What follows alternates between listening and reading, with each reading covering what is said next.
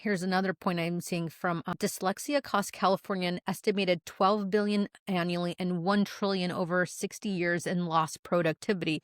I mean, whatever, I don't know what lost productivity in this case actually means, but so to follow, I guess some questions around, this part of it is, do school taxes have to be so high to fund special education? I mean, it sounds like what you just said is like, no, it doesn't. Like there's tools out here that we can make that significantly better. And half of them are in prison. Or rather, I should say, let me correct that. Half the prison inmates have reading difficulty or dyslexia.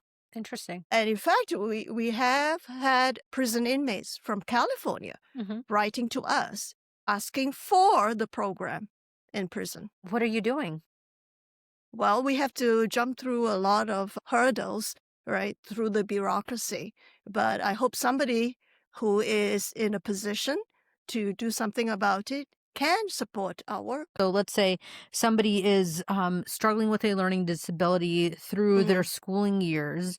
So then they ultimately, like, what's a version of a story from like learning disability to prison? And I can make it really like a personal angle because we've seen those letters. And one of them said that it was just the teachers telling him that he's not trying hard enough. And we know our students have been working harder than any of the classmates. They're studying like 6 hours for a test and you get still 40 instead of 80. So then you get a lot of them ending up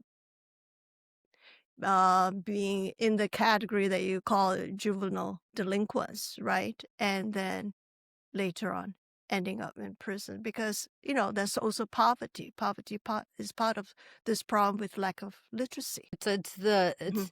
Was it the cost of being just undereducated, or it's a cycle, if anything, like Mhm. under potentially having the learning disability, getting out, and then now kind of being in a state of poverty on some level. And, Mhm. that's a whole cycle that I think that's a little bit more widely understood. And then, yeah, I could see, based on a variety of things that potentially could happen with the lack of opportunity to get jobs, Yeah. and to provide for oneself, like things happen.